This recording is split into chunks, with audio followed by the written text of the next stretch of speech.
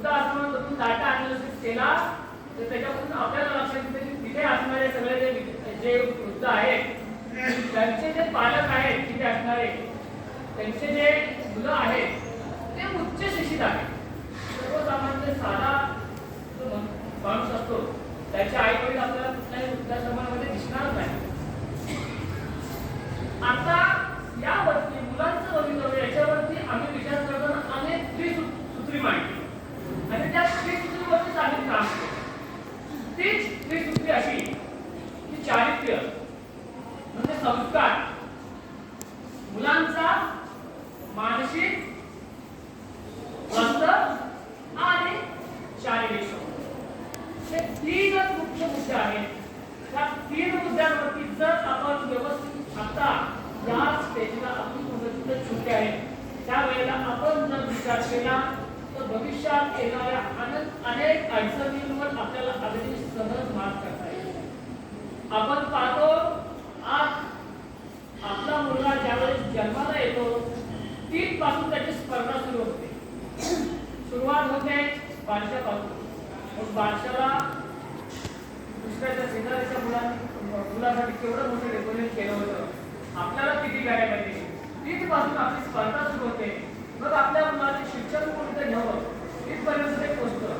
प्रत्यक्षात आपल्या मुलांना काय पाहिजे याचा आपण विचार कधी करत नाही.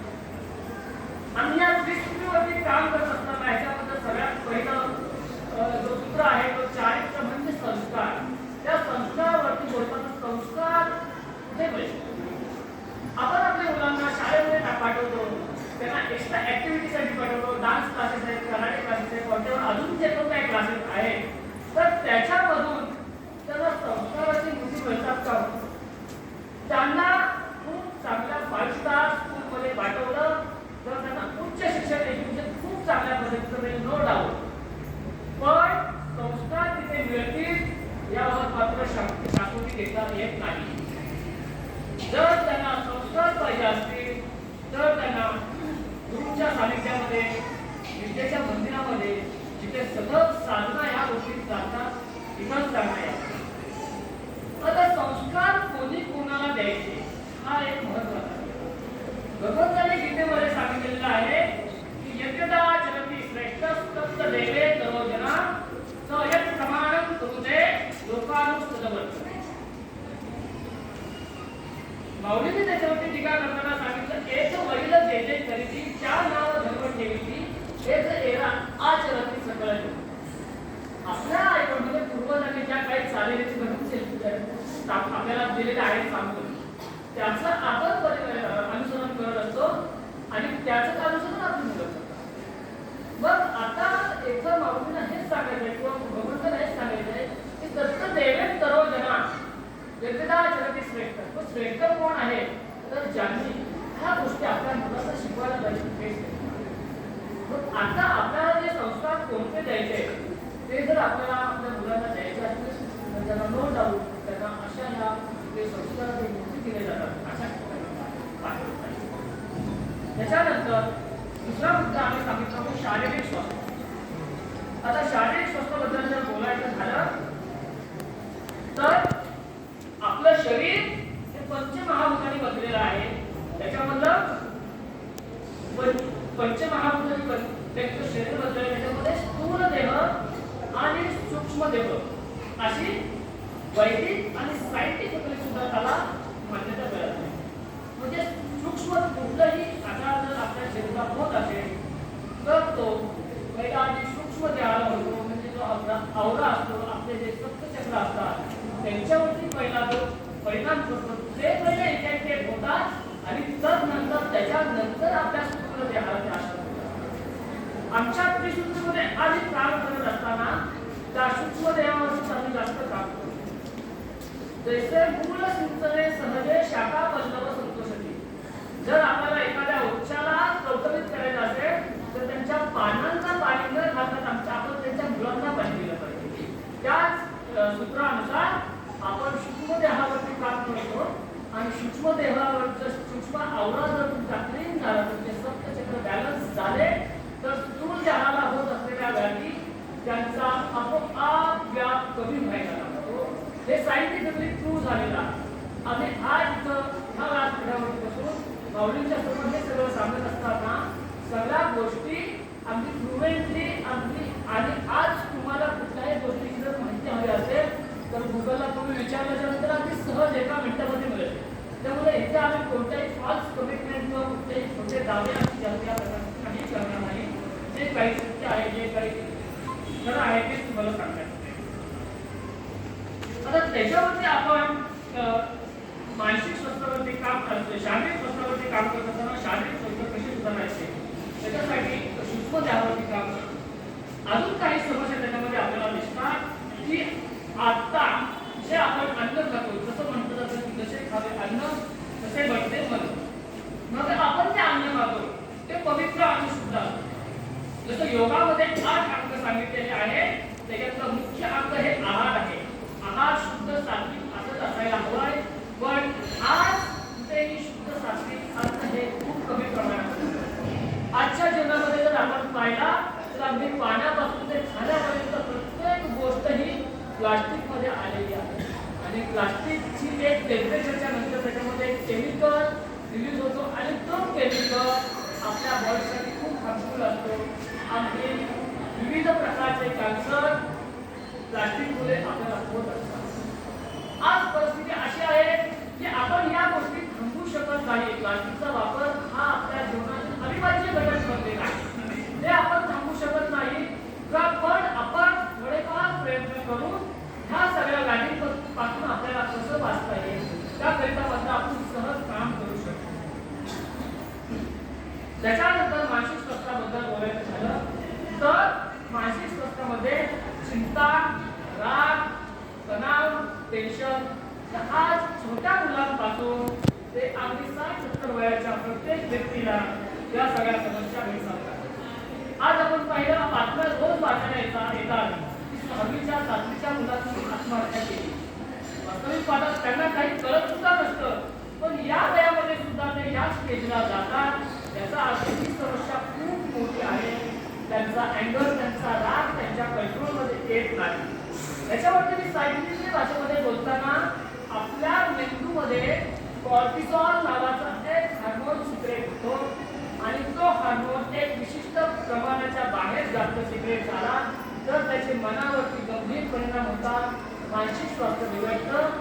मानसिक स्वास्थ्य बिघडल्याच्या नंतर त्याचे शारीरिक स्वास्थ्यावरती परिणाम होतात. परिणामी शारीरिक स्वास्थ्य बिघडतं. आज आपण पाहिलं तर खूप मोठ्या समस्या अगदी छोट्या मुलांना देखील भेडसावत आहे. त्यांचे इमोशन्स कंट्रोलमध्ये नाही. ते खूप चांगला अभ्यास करतात पण त्यांच्या लक्षात राहत नाही. प्रत्येक गोष्टींमध्ये त्यांना अगदी छोट्या मोबाईल जरी घ्यायला सांगितलं तर 2-2 तास ते मोबाईल खाली ठेवत नाही. म्हणजे आपण पाहतो की चांगल्या गोष्टी शिकवाव्या लागतात, पण वाईट गोष्टी शिकवण्यासाठी कोणती युनिव्हर्सिटी किंवा कोणतं कॉलेज किंवा कोणतं स्कूल आहे का? तर नाही. वाईट गोष्टी अगदी सहज सगळ्यांना शिकता येतात. त्याच्या मागचाच हा श्लोक येतला की श्रेष्ठ सत्य देवे करून श्रेष्ठ अनुकरण करतात, त्यांचंच अनुकरण ती मुलं करत असतात. मग आपण पहिला आधी आपल्याला बदलायला पाहिजे. जर आपल्या मुलांना आपल्याला बदलायचं असेल, नो डाऊट त्यांना चांगलं शिक्षण द्यायला पाहिजे, चांगल्या स्कूलमध्ये पाठवायला पाहिजे, पण त्यांना संस्कार देत असताना प्रत्येक दिवसामध्ये किमान 20 मिनिटं तरी आपण आपल्या मुलांना द्यायला पाहिजे. तर हे आज शक्य आहे.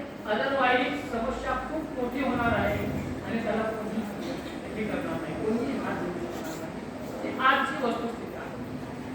आता हे सगळं आम्ही कसं करतो त्या बाबतीत मी तुम्हाला सांगतो. आम्ही जी त्रिसूत्री मांडलेली आहे त्याच्यामध्ये जे शारीरिक स्वास्थ्य आहे त्याकरिता आम्ही योग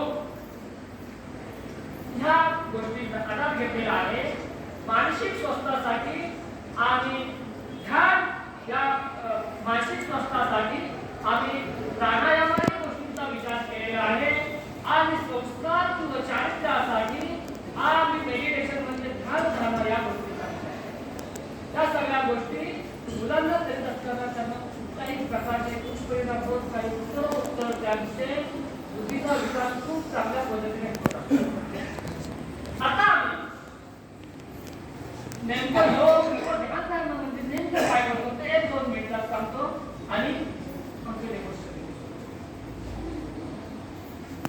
गेल्या 16-17 वर्षाच्या अभ्यासातून काही गोष्टी समजल्या.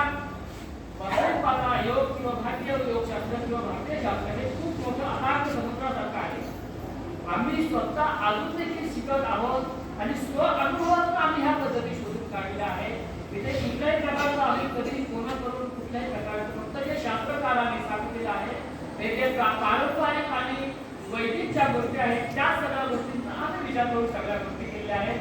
त्यामध्ये आम्ही जे योगाचं अंग मुलांसाठी किंवा सगळ्यांसाठी जे प्रदर्शित करतो त्याच्यामध्ये मुख्य प्रामुख्याने हठयोग, क्रियायोगाला आपण लययोग सुद्धा म्हणू शकतो, विन्यासा योग आणि कुंडलिनी योग म्हणजे सप्तचक्र, त्या गोष्टींवरती आम्ही काम करतो. हे शब्द जरी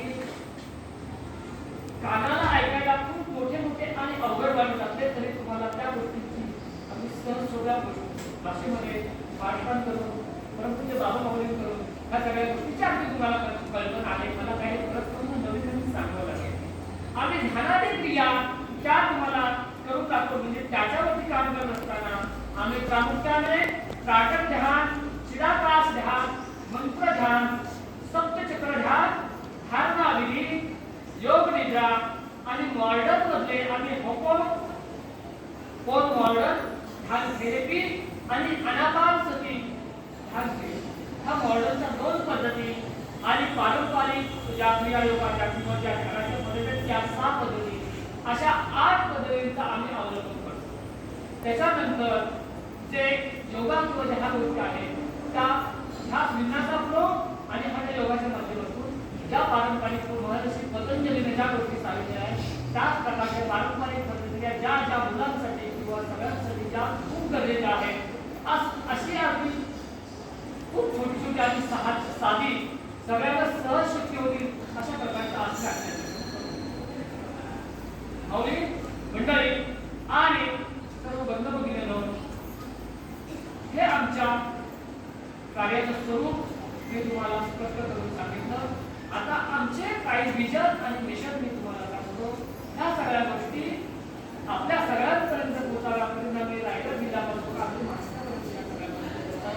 हा आमचा एक प्रामाणिक उद्देश आहे. त्याच्यानंतर हे सगळं आम्ही करत असताना इन फ्युचर आम्ही काही गोष्टींच्या ह्याच्यामध्ये अभ्यास करून अगदी सायंटिफिक पद्धतीने जे काही IT सेक्टर आहेत अशा ठिकाणी सुद्धा